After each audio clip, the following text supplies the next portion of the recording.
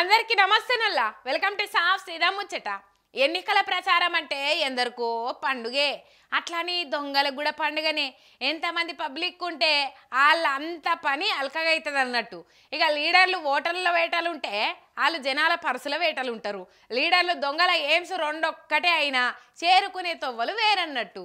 దొంగలు పర్సులు కొడితే లీడర్లు కరసుల పేరు చెప్పి ఖజానా దోస్తారు, గంతే తేడా. ఇక కడమదంతా సేమ్ టు సేమ్ అంటారు ఈ BJP leader cum actor Mithun Chakraborty పరుసుబోబుడు చూసినోళ్ళంతా.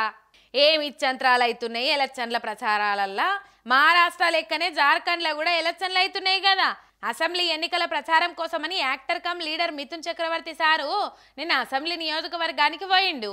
ఆడాయన మందిలో తిరుగుతున్నప్పుడు ఆయనతో ఎవడో జేబు కన్నం పెట్టి పర్సును కంతలు నలిచిండట. ఇక తర్వాత సారు జేబులో పుదుక్కుంటే జేబు డొల్లనే కనిపించిందట.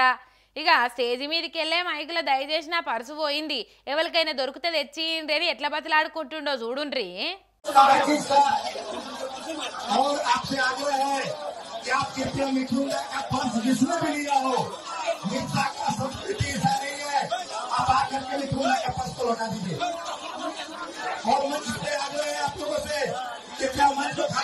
అదట కథ.